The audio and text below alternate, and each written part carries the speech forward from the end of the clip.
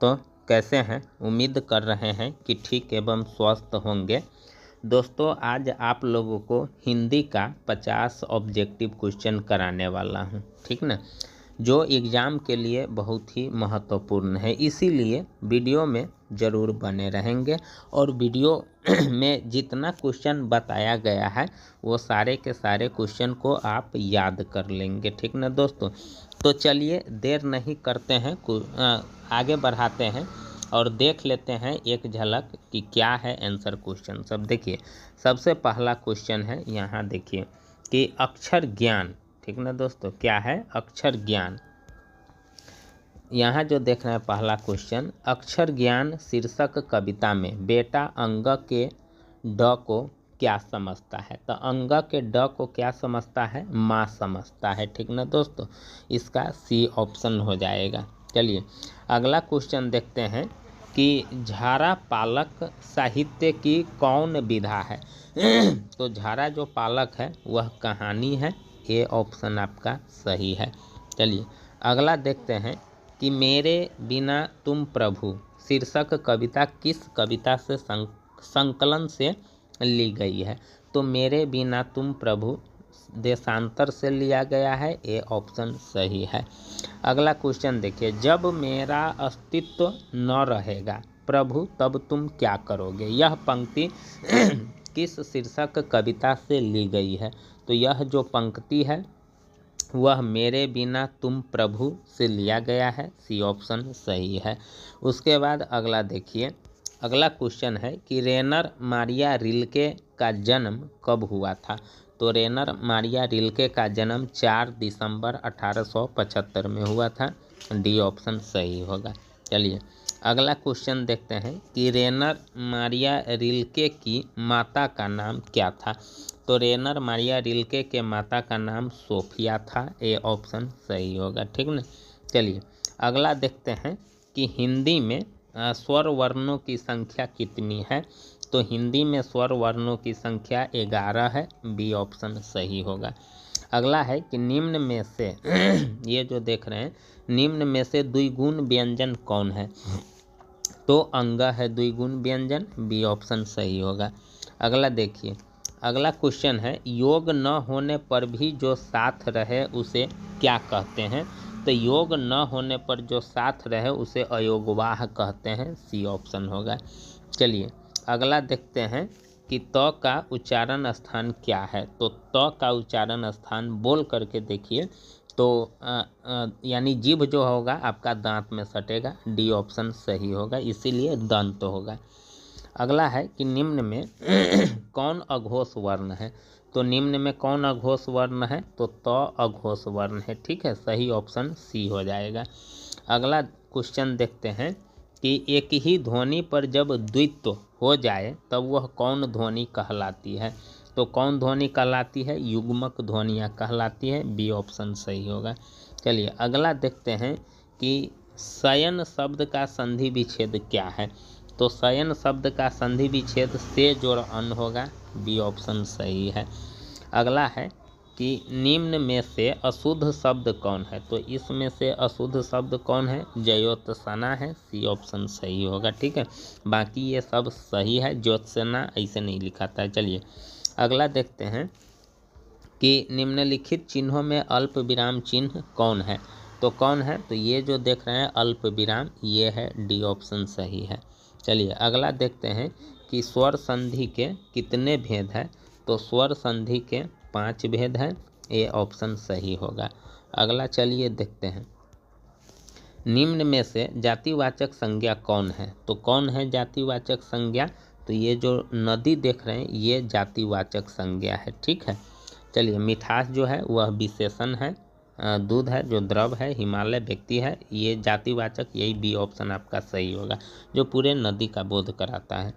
अगला क्वेश्चन है कि संज्ञा के किस रूप से व्यक्ति या वस्तु की नर या मादा जाति का बोध उसे क्या कहते हैं? तो नर या मादा जाति का बोध लिंग से होता है, बी ऑप्शन सही होगा। चलिए अगला देखिए कि नाखून शब्द कौन लिंग है? तो नाखून शब्द पुल्लिंग है, सी ऑप्शन सही होगा। चलिए निम्न में तत्सम शब्द कौन है? तो तत्सम शब्द कौन है? तो ये जो ओष्ठ देख रहे हैं ये तत्सम शब्द है, डी ऑप्शन सही होगा। अगला देखिए कि प्रियतम शब्द का स्त्रीलिंग, तो प्रियतम शब्द का स्त्रीलिंग प्रियतमा होगा, ए ऑप्शन सही होगा। चलिए अगला देखते हैं कि साधुओं की संगति से बुद्धि सुधरती है, यहाँ से किस कारक का उदाहरण है? तो किस कारक का उदाहरण है?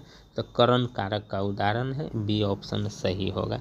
चलिए हिंदी में कुल कितने सर्वनाम हैं? ये जो आप देख रहे हैं तो हिंदी में कुल 11 सर्वनाम है, सी ऑप्शन सही होगा। ठीक है, चलिए अगला क्वेश्चन देखिए कि अगला क्वेश्चन है कि जिन क्रियाओं द्वारा, ये जो देख रहे हैं, व्यापार और फल कर्ता पर हो वे क्या कहलाता है? तो क्या कहलाता है? तो अकर्मक क्रिया कहलाता है, डी ऑप्शन सही होगा। ठीक ना, चलिए अगला क्वेश्चन देखते हैं। यहाँ देखिए, मैं घड़ा भरता हूँ, यह किस क्रिया का उदाहरण है? तो यह किस क्रिया का उदाहरण है? सकर्मक क्रिया का है, ये ऑप्शन सही होगा। उसके बाद अगला देखिए कि भूतकाल के कितने भेद है? तो भूतकाल के कितने भेद है? तो भूतकाल के 6 भेद है, बी ऑप्शन सही होगा। अगला देखिए, उत्पत्ति की दृष्टि से शब्द के कितने भेद है? तो उत्पत्ति के दृष्टि से शब्द के 4 गो भेद है, सी ऑप्शन सही होगा। उसके बाद घोटक शब्द क्या है? तो घोटक जो शब्द है वह तत्सम है, बी ऑप्शन सही होगा। अगला क्वेश्चन देखिए, यहाँ देखिए अगला क्वेश्चन है, अगला है एक मात्रिक स्वरों की संख्या कितनी है? तो एक मात्रिक स्वरों की संख्या 4 है, सी ऑप्शन सही होगा। ठीक है, चलिए अगला क्वेश्चन देखते हैं कि वह शब्दांश जो किसी शब्द के अंत में जोड़ा जाता है क्या कहलाता है? तो जो शब्दांश किसी शब्द के अंत में जोड़ा जाता है उसको प्रत्यय कहते हैं। ठीक है, बी ऑप्शन सही होगा। उसके बाद निम्न में से देशज शब्द कौन है? तो इसमें देशज शब्द कौन है? तो चिड़िया, सी ऑप्शन सही होगा। उसके बाद अगला है कि उपनिवेश शब्द में उपसर्ग क्या है? तो उपनिवेश में जो उपसर्ग देख रहे हैं उप है, यानी शुरू में लगता है, डी ऑप्शन सही होगा। उसके बाद अगला क्वेश्चन देखिए कि बोली शब्द में प्रत्यय क्या है? तो बोली शब्द में ई प्रत्यय है, अंत में ई आता है, ए ऑप्शन सही होगा। उसके बाद निश्चय, ये जो देख रहे हैं, निश्चय शब्द का विशेषण क्या है? तो निश्चय शब्द का विशेषण निश्चित है, बी ऑप्शन सही होगा। उसके बाद अगला देखिए कि प्रतिदिन शब्द कौन समास है? तो प्रतिदिन यहाँ संख्यावाचक आ जाता है, तो अभी भाव है, बी ऑप्शन सही होगा, प्रतिदिन। चलिए अगला देखते हैं कि किसी न किसी तरह, ये जो देख रहे हैं किसी न किसी तरह, यह किस पदबंध का उदाहरण है? तो किस पदबंध का उदाहरण है? तो विशेषण पदबंध का है, बी ऑप्शन सही होगा। चलिए अगला देखते हैं कि मैंने भोजन नहीं किया इसलिए मेरी भूख नहीं मिटी, यह किस वाक्य का उदाहरण है? तो संयुक्त वाक्य का है, ए ऑप्शन सही होगा। उसके बाद चांद पर थूकना, ये जो देख रहे हैं, मुहावरे का अर्थ क्या है? तो चांद पर थूकने का मतलब है व्यर्थ निंदा, चांद पर थूकिएगा नहीं थुकाएगा, यानी व्यर्थ में आप थूकिएगा, वही है व्यर्थ निंदा, सी ऑप्शन। चलिए आगे है सुलभ शब्द का विलोम उल्टा जिसको बोलते हैं तो कौन होगा? तो सुलभ का दुर्लभ हो जाएगा, डी ऑप्शन सही होगा। उसके बाद तालाब शब्द का पर्यायवाची शब्द क्या है? तो तालाब शब्द का पर्यायवाची जो आप देख रहे हैं तराग है। ठीक है, ये विभूति नीर समीरण ये सब नहीं है, तराग है, डी ऑप्शन सही होगा। चलिए अगला देखते हैं कि निम्नलिखित शब्दों में अशुद्ध शब्द कौन है? तो कौन है अशुद्ध शब्द? तो ये जो उज्ज्वल देख रहे हैं ये अशुद्ध शब्द है, ए ऑप्शन सही होगा। चलिए उसके बाद अगला क्वेश्चन है कि निम्नलिखित वाक्यों में से अशुद्ध वाक्य कौन है? तो इसमें अशुद्ध वाक्य ये पहला जो देख रहे हैं, उसने जल्दी घर जाना था, इस वाक्य को पढ़िए तो आपको कुछ अटर पटर बुझाएगा, ये ऑप्शन सही होगा। अगला क्वेश्चन देखिए कि उद्योग शब्द का संधि विच्छेद, तो उद्योग शब्द का संधि विच्छेद उत जोड़ योग होगा, बी ऑप्शन सही होगा। उसके बाद अगला जो आप देख रहे हैं, स के उच्चारण में जिह्वा किसे स्पर्श करती है? तो स के उच्चारण में दंत, यानी स देखिए बोल करके तो दंत को स्पर्श करता है, डी ऑप्शन सही होगा। उसके बाद मेहतर, ये जो क्वेश्चन देख रहे हैं, मेहतर शब्द का स्त्रीलिंग रूप क्या होगा? तो मेहतर शब्द का स्त्रीलिंग रूप मेहतरानी होगा, डी ऑप्शन सही होगा। चलिए अगला देखते हैं कि अंधी पी से कुत्ता खाए लोकोक्ति का अर्थ क्या है? तो मूर्ख की कमाई दूसरे ही खाते हैं, एकरे कहते हैं अंधी पी से आ कुत्ता खाए, यानी सी ऑप्शन सही होगा। अगला क्वेश्चन देखिए कि यह कोई नया काम नहीं है, यह किस सर्वनाम का उदाहरण है? तो ये निश्चय सर्वनाम का उदाहरण है, यह कोई नया काम नहीं है, यानी डी ऑप्शन सही होगा।